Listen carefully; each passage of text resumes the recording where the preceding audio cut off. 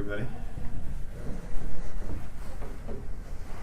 Last time I had a team with me, some folks complained I didn't give them chairs, so I'm trying to be more thoughtful this time. And this might take a while. All right, let me begin by welcoming all of you to the Attorney General's office to talk today about a really important issue that has captured the minds, the energies, and the imaginations of all Rhode Islanders over the last 10 months and probably prior to that. I want to begin first by acknowledging, in the context of a significant healthcare transaction, my appreciation, all of our appreciation for the great work that the men and women of Rhode Island are doing in healthcare around the state every day, including today.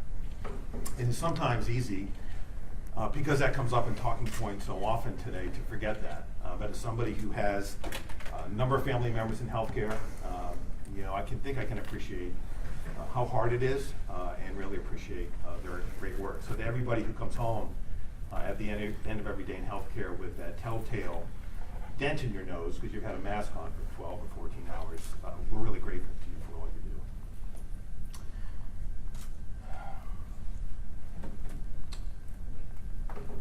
I'm going to begin with the lead. Today we're announcing that we have denied the application of Lifespan and Care New England to merge. The FTC will file a lawsuit to block the merger, and this office will be joining that lawsuit. I'm going to spend some time today going over the decision, but before I do that, I want to recognize the team that is sitting to my left. They really worked really hard on this issue. This was an incredibly lengthy, detailed investigation. The substance is really complicated, as I think you'll see as we get into it. And the team to my left really did a great job. And I just want to point out that when I took office, we had one person devoted full-time to healthcare. And I will tell you that's just unreasonable in today's healthcare market. Healthcare is so complicated, and frankly, the challenges facing Rhode Island and the country are so significant that we needed to build a stronger team, and I'm glad to be able to tell Rhode Islanders that we've done just that. So the team that worked on this particular analysis, this investigation, this review under the HCA consists of the people on your screen right now. Miriam Weisenbaum, who is our Civil Division Chief, Kate Sabatini, who is our Chief of Policy, Dan Sutton, who is our Deputy Chief of Policy, Stephen Pravaza, who's the Chief of our Consumer and Economic Justice Unit, Jessica Ryder, who is our Healthcare Advocate, Maria Lenz, who's an Assistant Attorney General in the Civil Division, and Michelle Barbosa, who was just did a phenomenal job in putting this work together for us. We were assisted in our review by a number of nationally known and well-respected experts.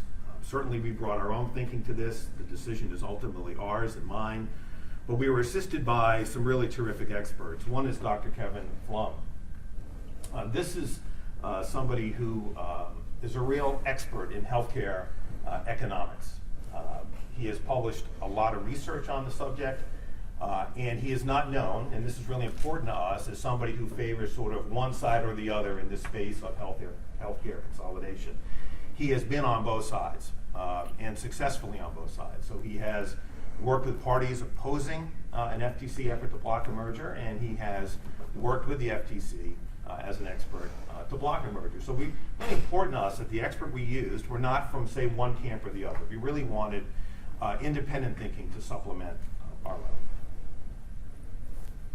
We also relied on two additional experts. One is Verilon Partners, which are healthcare finance experts. This was really important because, as you'll see, the financial health of the two institutions that we're talking about today, Lifespan and Care New England, was really significant to our decision not to approve their application to merge. Another expert who was really helpful here was Professor Lawton Burns, who's at the University of Pennsylvania's Wharton School. Really relied on Professor Burns to help us understand some of the trends that are occurring nationally with respect to healthcare consolidation and analyze some of the data that we were able to uncover here. I want to begin by talking about the parties. Lifespan in care in New England. First, let me say that the interaction with the parties has been good.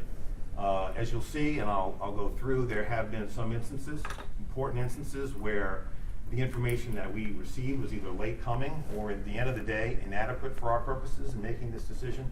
But by and large, I'm grateful to Drs. Finale and Babineau and their teams for their willingness to sit oftentimes in this room and discuss this very important merger. I also want to thank Chris Paxson for her advocacy and her willingness to engage as well. But when we talk about the parties, what you see when you break down the data is this: that these two hospital systems, as they currently exist separately, control an enormous amount of the healthcare in this state.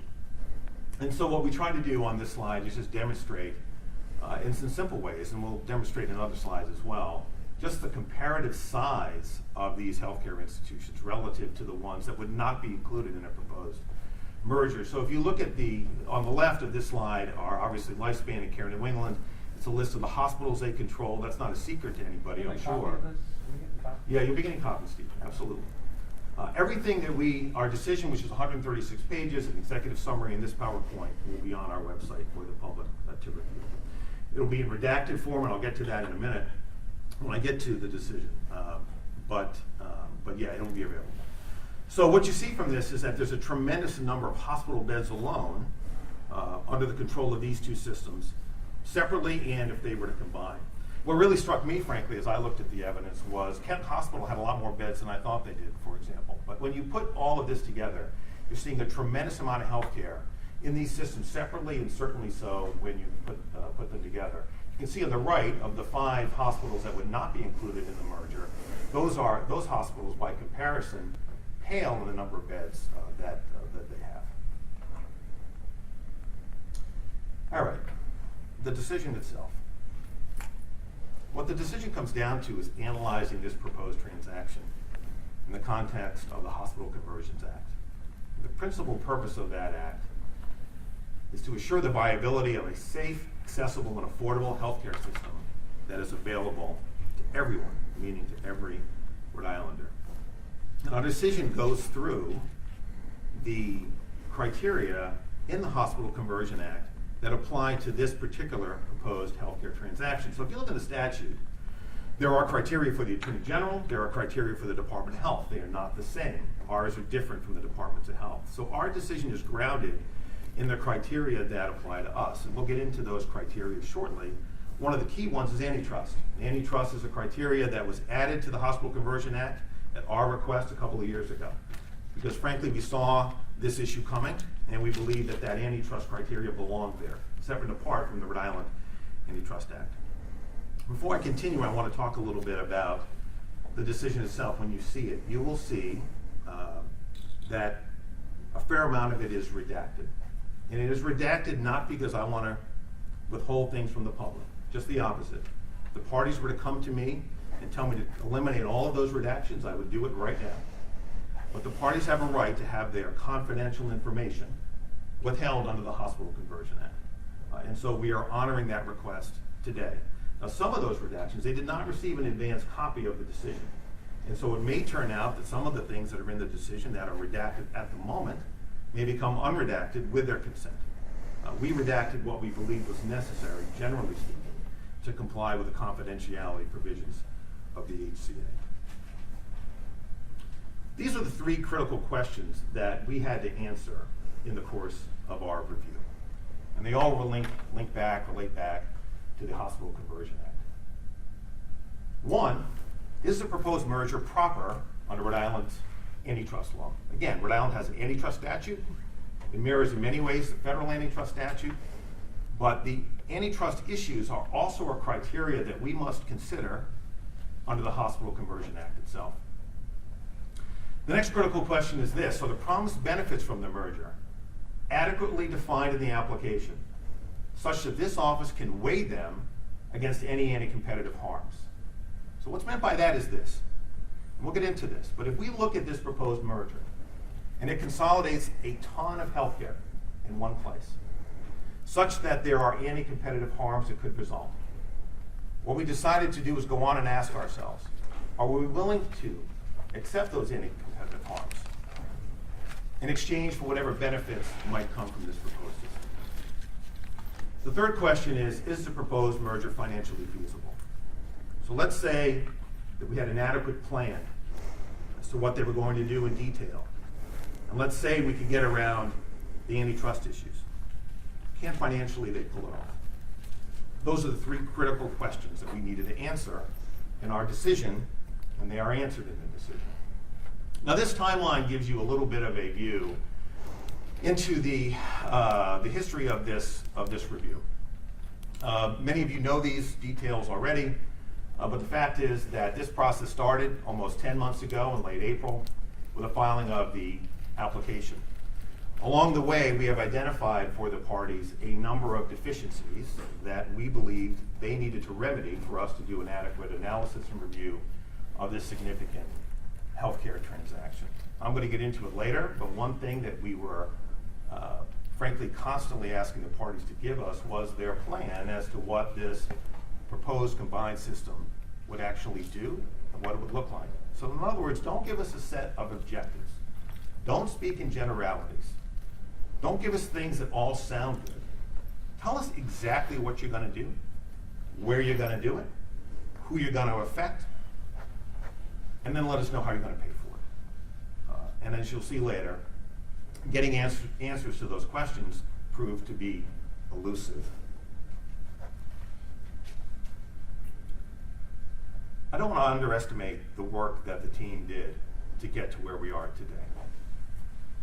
These 5 or 6 people to my left, not everybody sitting here, but they've been working on this nearly full time for the better part of the last 10 months.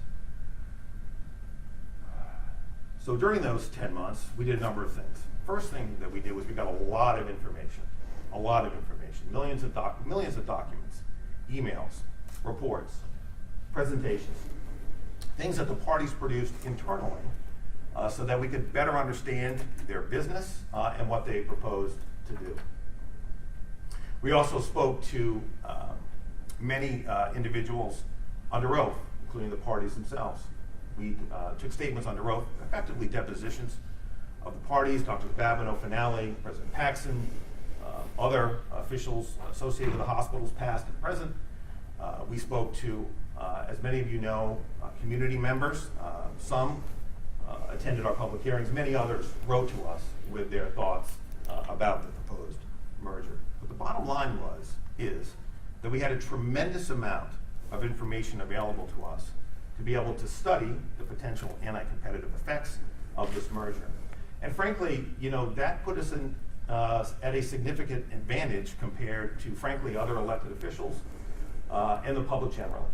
We had at our disposal records, statements under oath, expert analysis that the public generally and other elected officials did not have in the course of making this decision. The FTC, as you know, was also doing their thing. And so while we were doing ours, they were doing theirs. And while they were separate, we did try to coordinate in terms of timing. I felt that it was important that when the FTC was likely to reach its decision, that the public have the benefit of ours. In many ways, because our missions are somewhat different. Certainly, we were both looking at antitrust issues, but I believe that our decision, the Hospital Conversion Act, requires us to go farther, and that's what we did. As I mentioned already, we will be joining the FTC in their lawsuit in federal court here in Rhode Island to block this merger. I want to talk about competition. Competition is really important. Competition is really important. It has a number of benefits. It benefits consumers and workers. It leads to lower prices, higher quality, and greater access. It drives innovation, and it increases pay for workers. And in our review of the record here, of the documents here, it proved repeatedly that point. Antitrust laws are not just a function of academic research. They're there for a reason. And again, it's because competition matters. It has a positive effect on cost, quality, and access. And they're designed to protect competition. So what's our legal standard? We are, after all, a legal office. And our decision isn't bound on emotion, based on emotion, or what others would have us do. It's based on the law. And so that's where we begin. We begin with, what does the antitrust law require us to evaluate? And it's this. State and federal antitrust law ask us to ask ourselves and evaluate whether the merger is likely to substantially lessen competition. That's the standard we used in reaching our decision. And whether you're in Rhode Island or you're around the country, there are two established metrics that are used in court around the country. It's the same. There are two metrics. One is market share. Market share over 30% is presumptively anti-competitive under antitrust law. So if you're looking at market share, as you define the market, and we did define the market here, both in terms of the product and in terms of the geography, we'll get to that. We're looking at whether this combined merger would exceed 30%, because if it does, under the law, it is presumptively unlawful. Another way of looking at, another way of evaluating whether something is in violation of antitrust law is to look at something called the Hhi Index. And I will tell you, this is incredibly complex. I applaud the team to my left for understanding this way before I did, as they will tell you. But the reality is this, that the Hhi Index is a way of studying market concentration. And the first thing you look at is this a highly concentrated healthcare market? In the beginning, as a baseline. And if it is, then you measure the increase in market consolidation that would occur as a result of a transaction, and you come up with a score, and that tells you something about whether this transaction would violate antitrust law. So the baseline is this. You are in a highly concentrated market already if your HHI score is 2,500. Okay? So if you're at 2,500, you're already in a concentrated market for healthcare or frankly anything else. And then you ask yourself the question, is the proposed transaction likely to increase that score by 200 points? And if it is, then it is presumptively unlawful and in violation of antitrust law. So let's talk first about the first metric, which is market share. Now, we're not pulling these numbers out of newspaper articles or from other thought leaders. These numbers come out of the research that we did based on real data that we have available to us. And this is what it shows. That if this merger was approved, a single healthcare system would control 75% of all inpatient acute care hospital beds in Rhode Island. Okay? 75%. It would control 80% of the Rhode Island market for inpatient hospital care. It would control 79% of the Rhode Island market for inpatient psychiatric care. It would control 60% or more of the Rhode Island market for outpatient surgery specialties. About 50% of all commercial spending would be on patients whose primary care physician is part of one of the merged system's 3 accountable care organizations. And the new system would employ 67% of Rhode Island's full-time registered nurses. So remember our metric. Our metric is 30%. I'll go back. 30% is the metric, and those are the numbers. 75, 80, 79, 60, 50, 67. These pie charts just present the same evidence the same way. The pie chart on the left is inpatient acute care hospital beds. The pie chart on the right, our statewide market for acute inpatient care. Why is acute inpatient care such an important metric in our decision? It's because when you're evaluating antitrust, you're looking for a product market and a geographic market. And the product market that is used most often around the country is inpatient acute hospital care. We analyze other markets, but that's where almost everybody starts in the courts and elsewhere when we are evaluating antitrust issues. It's the best product market to analyze antitrust. Sure. Sure. No, it is, yes, it is, it's frankly a little of both, Ted. It's a little of both. And then this is the market for inpatient psychiatric care and for registered full-time hospital nurses. All right, so, you know, this is something that I asked the team to answer for me when we first started talking about this, right? So, you know, 80% in a vacuum. Well, you know, it's all well and good to talk about the 30% market share metric. That's great, but how many Rhode Islanders actually knew before we started down this road, before today, that 30% was the antitrust market share metric? So what I asked my team was, well, tell me what's going on in Rhode Island. Let's explain this in a way that all of us, including me, can easily understand. Now, we talk about Massachusetts, okay? And for years, Partners, now Mass General Brigham, formerly Partners, was and is considered to be, if you will, the big dog in Massachusetts. They're the one that everybody worries about, that the regulators in Massachusetts worry about, that they're the entity that when the regulators go to court, they're going to court to rein in Partners. Mass General Brigham. This is their market share in Massachusetts. 20%, 27%, 27% for inpatient acute care hospital beds, inpatient hospital care, and outpatient care, respectively. In Connecticut, Yale New Haven is considered to be the big dog. And they have 31% of the statewide market for inpatient hospital care. Okay? So we're talking 30% is our metric, and you can see why, even in those states, antitrust is implicated. Here, we're talking about more than double that. More than double that in the most important product market of all, which is called GAC, General Acute Care on an Inpatient Basis. GAC, Steve, yes, GAC. We'll walk out of here with new acronyms, even for an old Fed like me. All right, so let's turn to the other metric. Remember I said there was a second metric, which is this Hhi Index.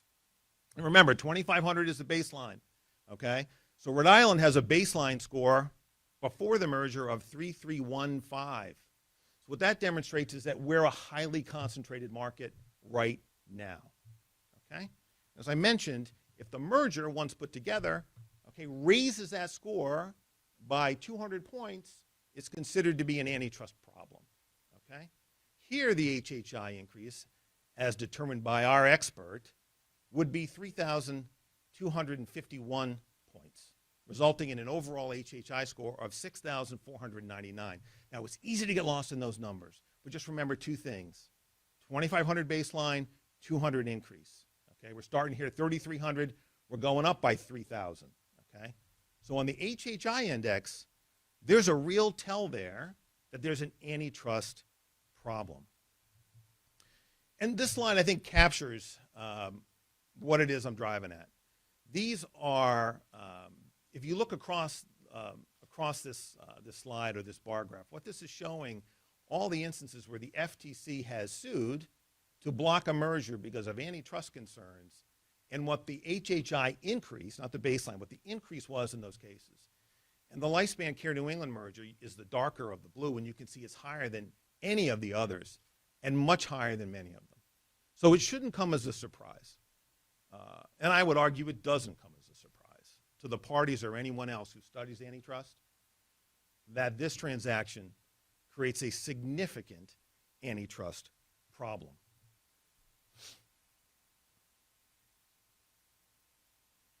Now, I've said this already, but based on these metrics, again, this is not just applied here. These are the metrics that courts use, including the U.S. Supreme Court used, to analyze antitrust cases across the country. Those indices, those metrics indicate that here in Rhode Island, as a result of the Care New England Lifespan merger, there will likely be a substantial lessening of competition, and therefore it's presumptively invalid. Now look, I can't speak for the parties, but I know they're smart, and I know they have good lawyers, and they see the same things that we do. Okay? They have the same information that we do. But here's what they say. They say you don't need to worry about competition here because we don't compete. We don't compete is what they say.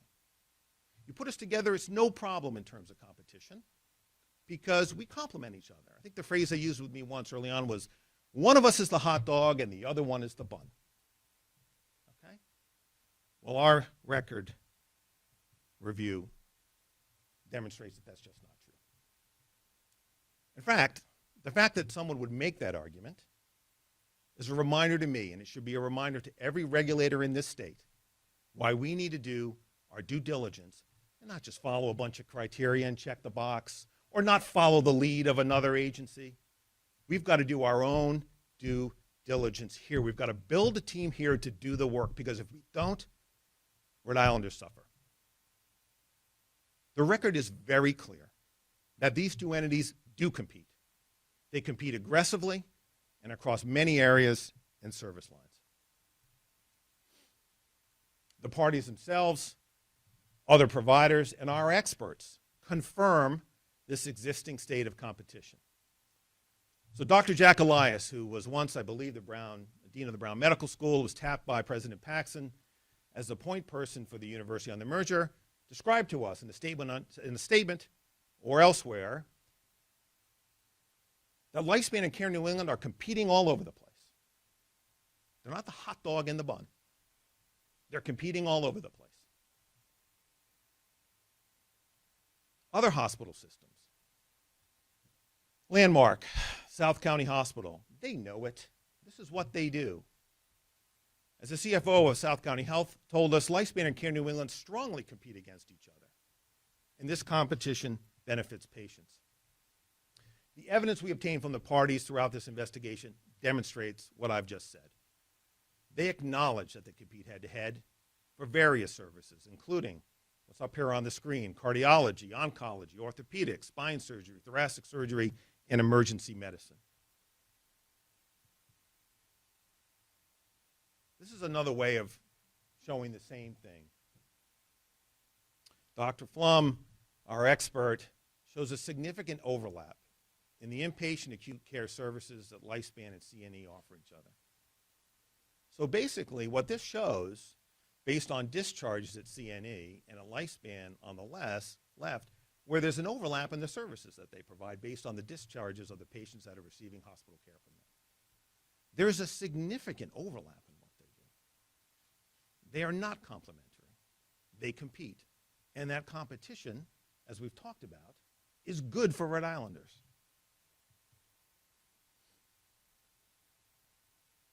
So if you think about this merger, if we were to approve this merger, what have we done? We started in the beginning by saying, look, compared to everybody else who's not involved in this transaction, they already have a lot. Look at those bed numbers. They've already got a ton of those beds. They've already got a ton of the market separately. You put them together, what do you get? Number one, they're not competing with one another. Number two, who can compete with them? Who can compete with them at that point? They're not competing with each other, so you lose all of that competition. We're going to get to that. You lose all of the good effect of that competition between the two of them. And now that they're combined, who competes with them? Look at those beds. Most of those other hospitals don't break 100 beds. Westerly and South County Hospital don't break 100 beds. Kent alone has over 300. Okay? So again, intuitively, you don't have to be an antitrust expert to understand, I think, the concern here. So what does this mean for us? What does it mean for you and your families? Well, what it means is you're going to spend more for health care, okay? Because health insurance companies, and look, you know, I fight with insurance companies all the time. Those of you who follow this office know we're always objecting to their rate increases. I know, Richard, you follow that. So I have no love, you know, for the way insurance companies raise their rates. It's not personal. I just think they go up way too much. But when you talk to insurers, they know what this means, that their ability to have any leverage in negotiating rates. Remember, those rates are what's passed on to Rhode Islanders. It's going to be very difficult for somebody who has 80% market share. And across the country, over and over and over again, studies show and experts recognize that mergers that result in high concentration, as we have seen here based on these numbers, not as an academic exercise, based on the data that I showed you a moment ago, that market concentration, high market concentration, leads to increased healthcare costs. Professor Martin Gaynor of Carnegie Mellon testified before the U.S. Senate some time ago, not long ago. And the quote is there. And these studies consistently show that when hospital consolidation is between close competitors, it raises prices and by substantial amounts. Dr. Flum, our expert hired here by us to examine Rhode Island data, confirms what has happened nationally will happen here. He concludes that the increased leverage means a new system that can increase prices starting out as at least 9%. And we all know that insurers don't eat those costs. Insurers pass those costs on to consumers through higher premiums and out-of-pocket costs. Whether you're buying your health care on the individual market or whether you're a small business or a large one, buying it for your employees. Consumers, small businesses, and employers are all going to have to pay those costs. We have here a quote from a small business owner, which I won't read. It's there on the slide, and you'll have a copy of the slideshow. But his words, I think, echo the words of many small business owners. That as costs go up, my ability to deliver my business to consumers becomes harder. My ability to pay my workers becomes harder. My ability to run my business with the appropriate level of staff becomes harder. The pandemic has made that worse. We've all seen what staff shortages have done to businesses around the state. But this is another example of how high costs harm business. Now we hear about competition and its benefits around price. We hear that a lot. But antitrust law is meant to do more than just keep prices down, to keep healthcare costs down. The DOJ FTC merger guidelines have this statement in them, and I commend it to you because I think it really captures what it is I'm trying to say. It said enhanced market power can be captured in non-price terms that adversely affect consumers, including reduced product quality, reduced product variety, reduced service, and diminished innovation.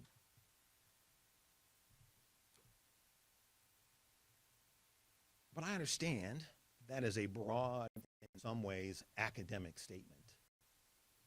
And so we'll channel our inner Missouri and we'll show you what this means, okay? We'll be the show me state today here in Rhode Island, okay?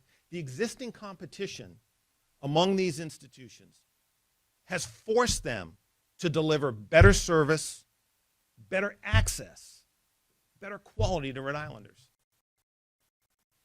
There are a lot of examples. They're in our decision. I'm just going to highlight a few of them for you. Hospital-driven infections, okay? When a hospital here, when Kent Hospital saw its ratings drop relative to that issue, they purchased robots to sterilize their hospital rooms between patient discharges. Why? Because these two parties compare their ratings. If we're negative to this one, well, we need to react. Our investigation showed that over and over and over and over. They respond to one another. When one's rising, the other one moves to keep up. When one's falling, the other one takes advantage of that to go faster and better. And that makes it better for Rhode Islanders. That's what competition is about. Cardiology services. Kent, a number of years ago, started an initiative to improve its cardiology services. They started working with Brigham and Women to do so. And as a result, Lifespan, recognizing competition in the marketplace, they knew they had a problem dealing with patients, being accessible to patients. And so they took steps not only to improve their cardiology game, but to make it easier for patients to schedule appointments and access their system. Why? They saw danger in the marketplace. Danger in the marketplace is competition, and that competition helps you. Thoracic services can again made investments, and Lifespan responded by hiring a world-class thoracic surgeon specializing in minimally invasive robotic surgeries. Better for patients. Does that happen if Kent isn't up in their game? You up your game, I up mine. The Yankees get a starting pitcher, the Red Sox better get one, and vice versa. It's pretty basic. It's pretty basic.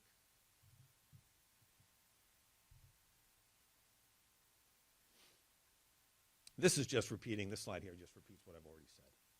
The competition is good. It's good in terms of price, and it's good in terms of quality. You know, there are lots of things that putting these parties together would give them in terms of market power. And this, few of those are, they just have a lot of discretion to manage their work in ways which would not necessarily benefit Rhode Islanders. So, for example, you control 80% of the market. You can decide you're only going to do certain services here and not there. What does that mean? Rhode Islanders have to go farther to get those services. There are other examples of that, and they're here. But the bottom line is this. When you control the market, no longer are you not competing with each other. Nobody can compete with you. You can do what you want. And when any business can do whatever it wants, that's not good for consumers. And look, this is the bottom line of our decision. It's ultimately somewhere. It's a long decision. I'm not sure exactly where it lies. But it basically makes the point I just made. You put a lot of market concentration in one place, it's bad for Rhode Islanders. They don't have to compete with each other. We've demonstrated where that competition in the past has been helpful, and there's no one to compete against them either. You know, we talked a little bit about GAC, the general acute care market. I just want to go back to something we started out in the beginning. We looked at the other markets as well. We know they're competing in general acute care, inpatient hospital care, but they're competing elsewhere as well. Again, outpatient surgery markets, inpatient behavioral health, accountable care organizations. They have three, if they were to be put together, have a tremendous amount of market share if you put those three large ACOs together. And the labor market for nurses, they would also control a big chunk of the registered nurse hospital market. I want to pause here, and I'll probably get to it later as well. But I understand that labor here supports this merger. And I have tremendous admiration for union leadership, and more than that, the men and women in labor who have been working in these hospitals, keeping us safe, not just during COVID, but well before COVID, and they will continue to do it well beyond. And I applaud the concessions that they were able to get from these hospitals in exchange for their support of this merger. I'll only say this, and I said it before. We had the benefit of records, of statements under oath that nobody else had other than the FTC and the Department of Health. And that put us in, I believe, a unique position relative to anybody else to weigh the potential harms of this merger. Now, we get asked occasionally about conditions. Well, what can the Attorney General of the Department of Health do to solve for this problem? The reason I've laid the problem out the way I have is because it's not a small problem. It's a big problem. So how do we address the problem? Are there conditions? The Hospital Conversion Act allows us to put conditions in place to solve for problems. That's what we did in Prospect with Fatima and Roger Williams Hospital. We solved for financial weakness by putting $80 million in escrow in our control, this office's control, to keep those hospitals going for at least 5 years. We're able to solve for that financial weakness. How do we solve for 80% market share? How do we solve for that? One thing that has, I don't know what the right word is, has caused me pause, given me pause, as I've heard others talk about the benefits of this merger. Okay? And there are plenty who don't think it's a good idea, but many of those who have often said, this is a great idea as long as. This is a great idea, but. This is a great idea provided we. Okay? Ask yourselves, how many of those people have told you what the as long is, what the but is, or what the provided is? Okay? It's all well and good to say you support something as long as. And we've invited those people. Share with me the conditions that you think will work. And it's the conclusion of this office that to the extent any have done that those conditions will not solve for this problem. The Rhode Island Foundation, really did a good job here. And I'm not really talking about them based on my last statement, so I want to be clear about that. I really applaud the work that the Rhode Island Foundation does. They really do great work. And look, they came up with a bunch of conditions, but all of them, Neil and I talked about it, Neil Steinberg and I talked about it, all of them assume that the merger gets approved, right? But it doesn't fundamentally go to the underlying problems of a proposed merger. And so while the initiatives in the Rhode Island Foundation report are laudable, and most if not all of them I support, They don't solve for market share, and frankly, these parties could be doing that right now, whether they merge or they don't. Frankly, this is too big for any conditions to solve these problems. You know, we hear a little bit about, from time to time, about COPAs, Certificates of Public Advantage, and I imagine we'll have a conversation about that, or somewhere in the state there'll be a conversation about that, perhaps down the road. Let me just say this, that our experience looking at COPAs around the country demonstrate that they don't do a good job of solving for the antitrust issues that we've identified. So for those of you who aren't as familiar with it, what a COPA does is say, forget about the antitrust problems. We're going to take you out of the FTC's crosshairs. We're going to take you out of the AG's antitrust crosshairs. We're going to let you do something with the approval of General Assembly that allows you to have this much market share, provided. Okay? And so the issue then becomes, what's the provided? It's our view that a COPA can't solve for these problems. You know, we often hear from the parties and elsewhere, well, OHIC can solve for these problems. OHIC can't solve for these problems. OHIC acknowledges they can't solve for these problems. The OHIC commissioner, for whom I have a lot of respect, acknowledges that OHIC rate caps are insufficient to control the anti-competitive implications of this merger. These are his words. Rate caps are insufficient by themselves to adequately mitigate the risks to affordability resulting from higher prices that could materialize following this proposed merger.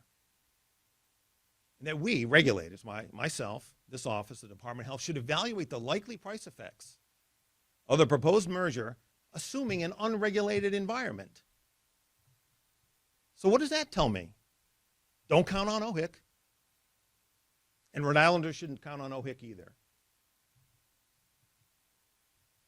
The problem with relying on OHIC's rate caps, look, this is why the commissioner says it. He understands what his limitations are.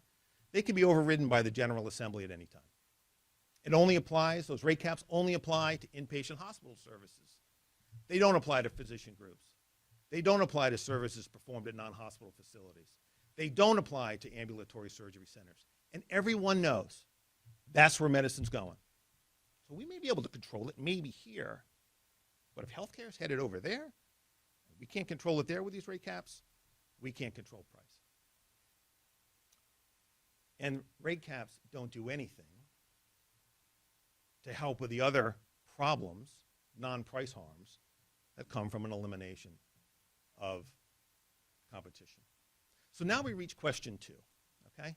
You see the problem here, right? We have a problem. And so look, and we could have stopped right there. And, you know, I don't want to speak for the FTC. The FTC probably stops right there. Frankly, it's not a close case. Legally, on antitrust law, it's not a close case.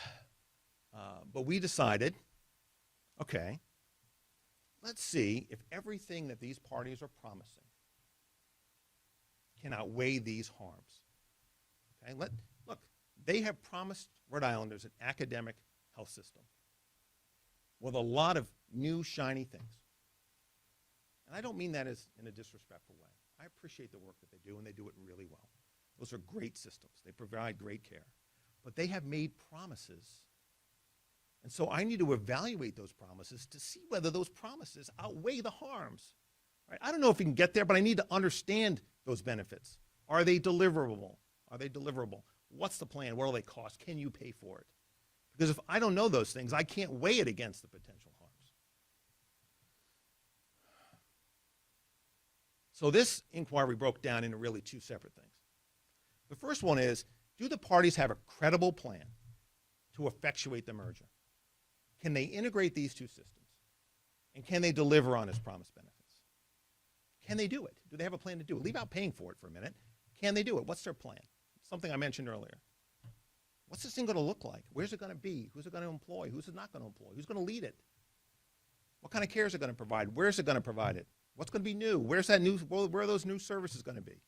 Those kinds of questions, right? I can't approve a transaction if I don't know what it is. It's a chicken and an egg thing, right? Well, we don't know yet. Well, I can't approve something when you don't tell me what the what is. And second, the second question, as I mentioned, is, do these parties have the financial wherewithal to deliver on their promises? And I will tell you that finding the answers to both of those questions was elusive. The parties, frankly, have been unwilling or unable to describe with any precision how they intend to integrate these two systems and deliver on the benefits they promise. Over many months, we've told them, I've told them directly, myself, that we need a real detailed integration plan. It's essential to our work, our evaluation of this merger proposal, and their failure to provide one was a significant problem. I told them that in this room. And again, back to the timeline for a minute. Over and over again, I remember getting questions. Why is it taking so long? Why is it taking so long? Where are we? It's a big reason why. I can't analyze, as we say here. I can't evaluate what I can't see. And so repeatedly, from April to May to July to September, okay, in writing, in meetings with me, let alone what the staff was doing, we kept asking them, where's your integration plan? And we didn't get anything even approaching a plan. Until October. And it's our view that that itself is not a plan either. The Chartist report is what they provided us at the end of the day in October. And it's merely a statement of objectives and a commitment to plan in the future. It doesn't describe, as I said, all the things that I mentioned a moment ago. It needs to describe where it'll be, precisely what, and in detail the benefits it'll provide, and how the system will deliver those promised benefits. And the Chartist report, remember, this came from the parties, okay? This came from them. We're asking them for an integration plan. You tell me what your plan is. And in this plan that they provided in October, not April, not May, not July, not September, in October, okay? They gave us a Chartist report, which by its own admission is not an integration plan. Just read the first line. The parties will develop a comprehensive integration plan. What more do I need at that point? The parties will develop. I've been asking you for the plan since April. All right? You're asking me to approve a transaction where you don't have a plan. Effectively, what they want this office to do under the Hospital Conversion Act is make a decision and let them figure it out later. That's rubber stamping a transaction, and that's something that this office, as long as I'm here, will not do. The Chartist report only makes vague promises, like these. We'll expand services at Express Care Center. We can more effectively ensure programs and resources are developed and deployed in ways that will help overcome social barriers. Well, you tell me what that means specifically. Sounds great. It's a great goal. I'm all for it. But you tell me how you're going to do it. The new system in Brown can serve as catalyst to grow research and innovation across the state. How? Where? Where's the money coming from? Where are you going to be? What are you going to do? Where is that? Nowhere. Nowhere in the Chartist report or anywhere else is there that kind of plan. I can't approve a plan on that basis. I can't approve a transaction on that basis because what I'm doing is approving something for Rhode Islanders that I know could have harm for all the antitrust reasons we talked about. And I can't tell them how those harms will be outweighed by what it is they're proposing to do. Just a couple of things about some of the benefits. There's a lot of talk, particularly recently, about the benefit of having Brown here. But the reality is that Lifespan and Care New England structured this transaction to really keep Brown on the sideline. They're not a party to the transaction, and in many ways, they're not a true partner. I can't tell you as I stand here what Brown's role will be. If you guys know, if anybody out there knows, tell me. I've been asking that question for a long time. I don't have any answers. Lifespan and Care New England already have deep affiliations with Brown. How's that going to change? How will it be better as a result of this system? What about the role of Brown's physician groups? An unanswered question. Not part of this transaction. Not part of this transaction.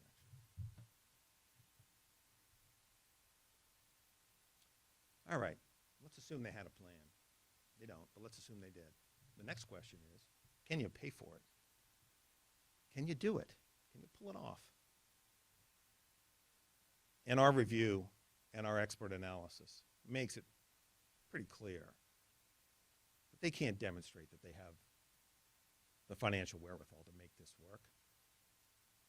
And so what we risk is making these systems, at least one of them, arguably weaker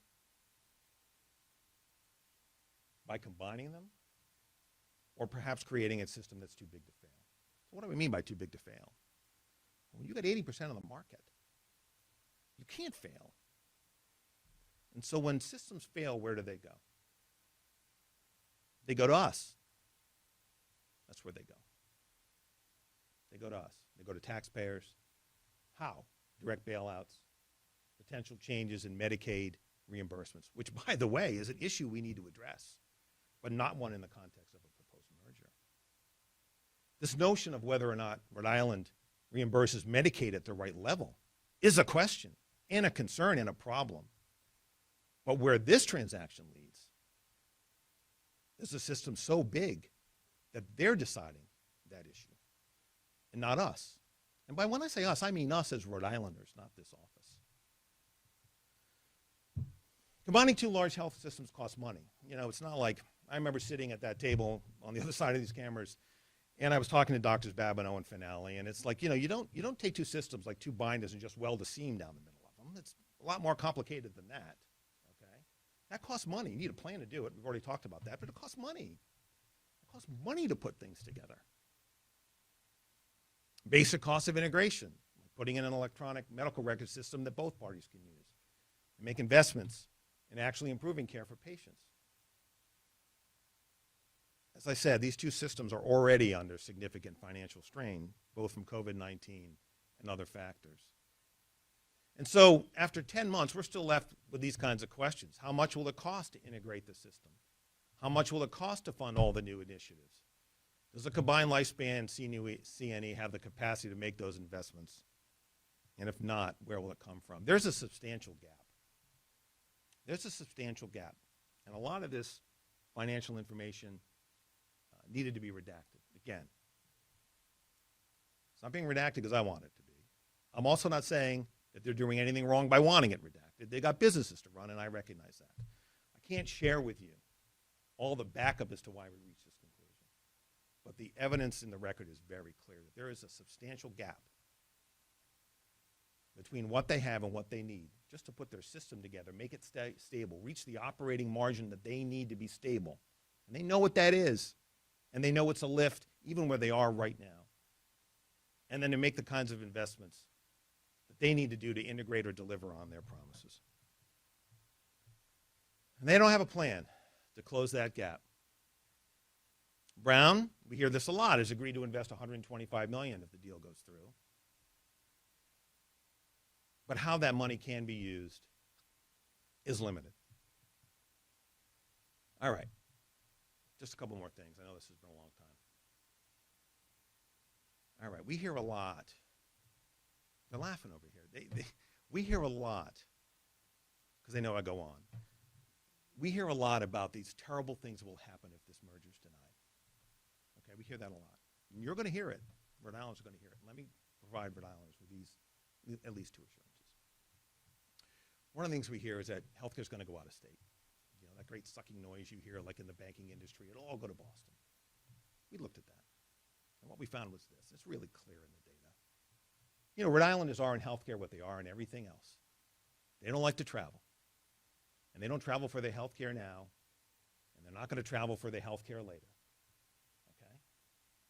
If for some reason there's an out-of-state buyer someday, and I don't know whether there will or there won't be, whether it'll involve these institutions or not. But certainly the competition alone to keep Rhode Islanders home will prevent that from being a significant problem based on the research that we did. If you look at the numbers, Rhode Islanders overwhelmingly get their care in Rhode Island and want to get their care here. It's even higher for Medicare beneficiaries than it is for younger Rhode Islanders. We get our health care here, that's what we want to do, and it's consistent with our overall world outlook, whether we are prepared to meet it or not. Again, 90% of Rhode Islanders receive inpatient care at Rhode Island hospitals. And when they're going to other hospitals, they're going to the ones, you know, think of a Tiverton resident who may go over to St. Anne's or Charlton Memorial in Fall River, Bristol Warren, you know, East Bay, that may happen occasionally. But look, if you're going to Boston, it's for a significant reason. Like I had a child who had a significant issue many years ago, and we took him to Boston because of specialized care, and we went there for that. But for every other thing that we've had to do as a family, we stay local.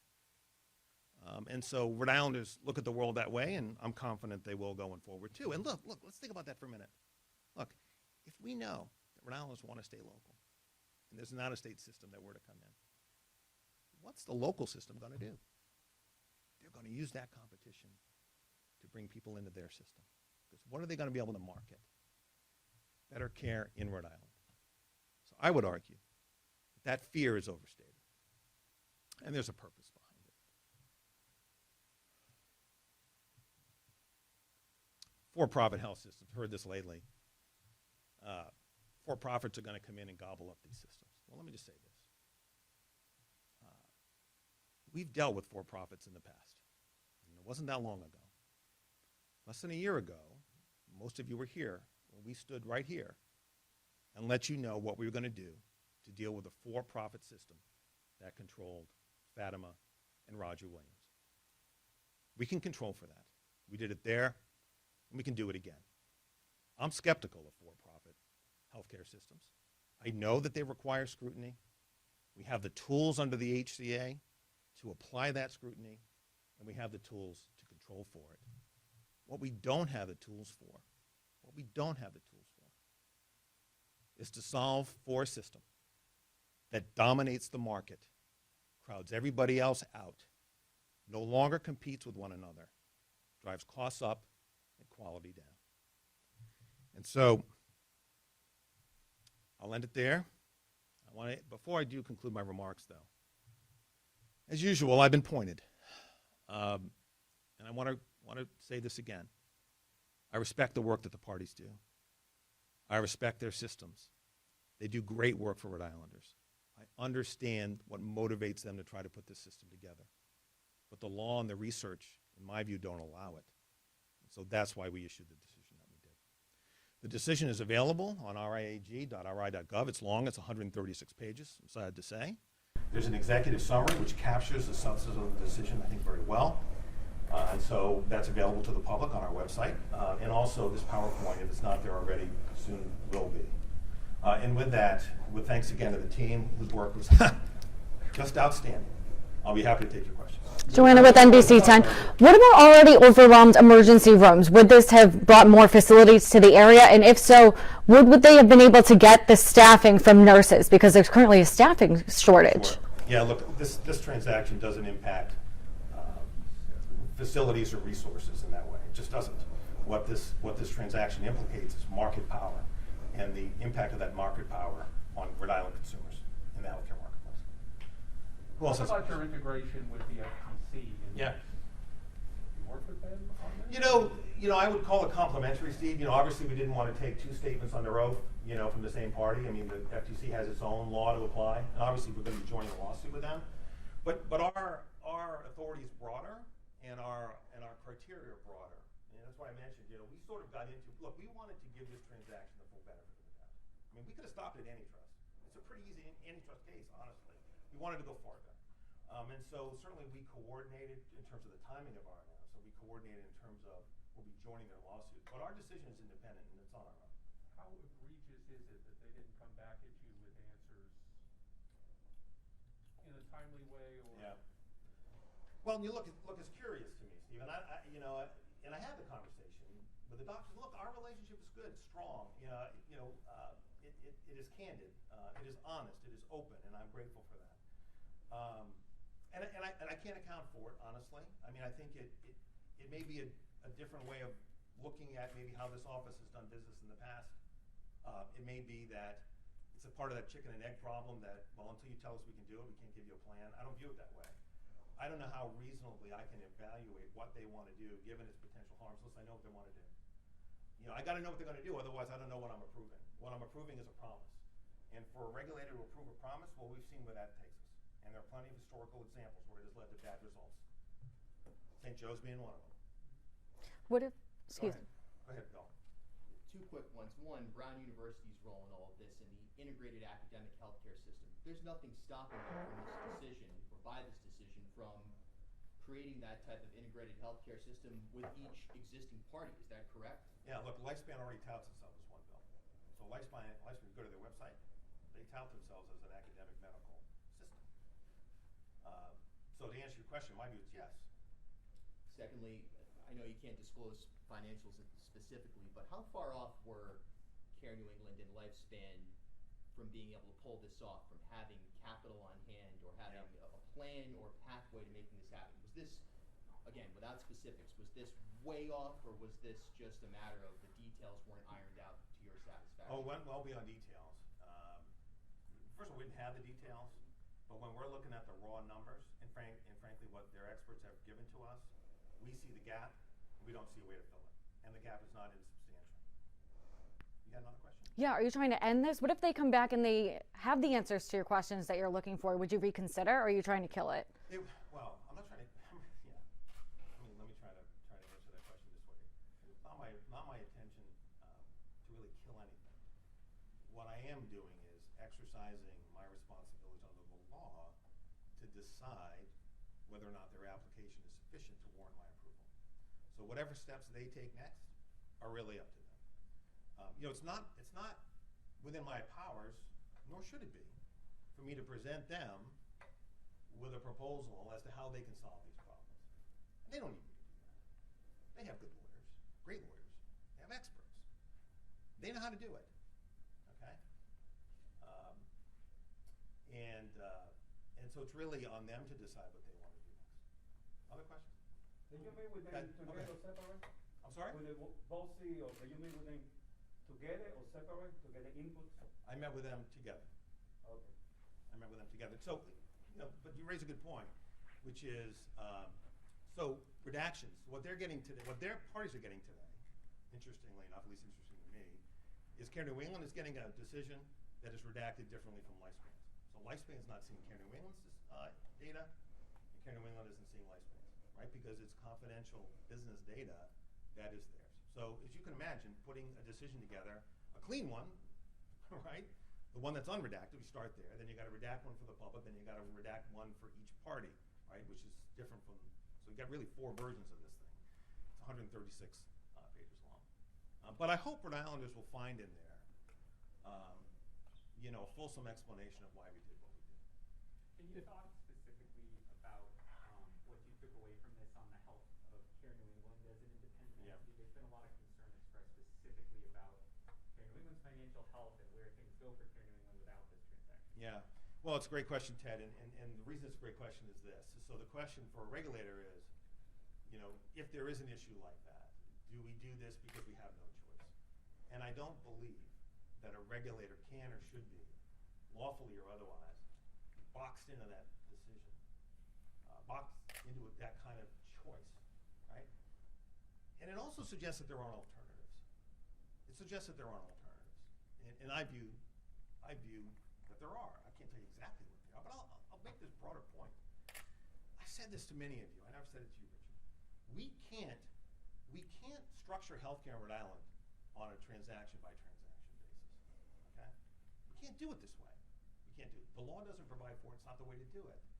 There are lots of things that are driving healthcare issues in Rhode Island. One of them is Medicaid reimbursements. They're really low here. They're really low.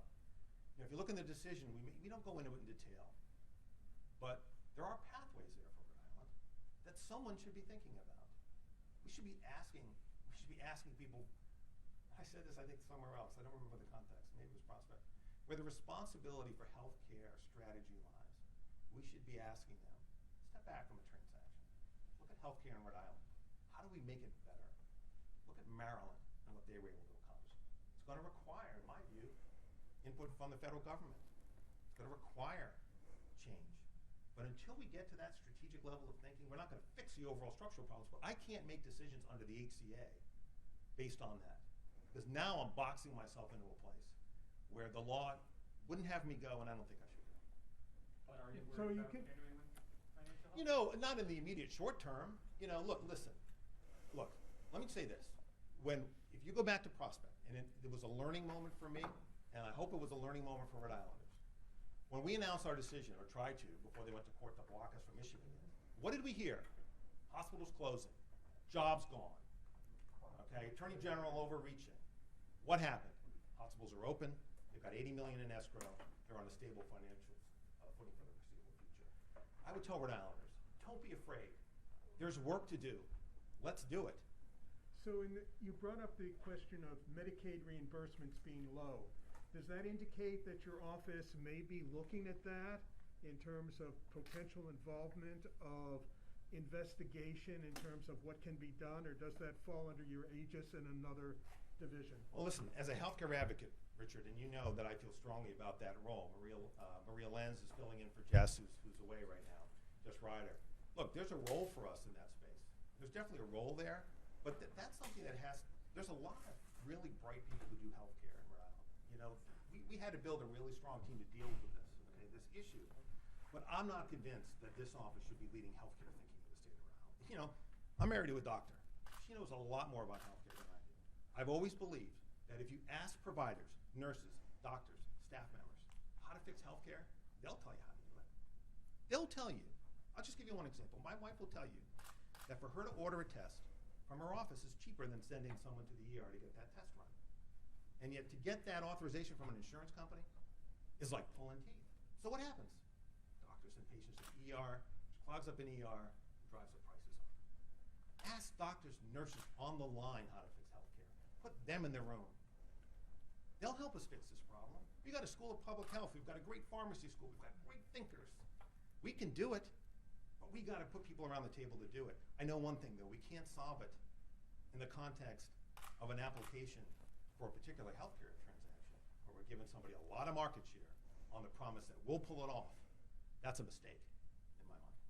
If Mass General comes in and starts talks with Care New England tomorrow, is that a better outcome than this? Patrick, I can't tell you that. You know, that would be something that would have to come before us. I'll just say this. Competition in the marketplace is demonstrated nationally, it's demonstrated here. It's better for healthcare buyers, including Rhode Islanders. The fact that these parties have been competing has made their practices, their systems better. Okay? So wherever there's competition in the marketplace, I believe the healthcare system will be better. Yeah. When you met with Yale or any of the independents, South County, were they meeting as a group, or did you meet with each of those entities on a one-on-one Yeah, basis? many of them, I did not meet with them directly. My understanding is, and I'd have to ask the team, Bill, we can follow up, but many of them just submitted comments in writing, you know, or declarations, and that's how we received it for most of the time. All right, other questions? If not, thank you for your patience. I really appreciate it. Thank you.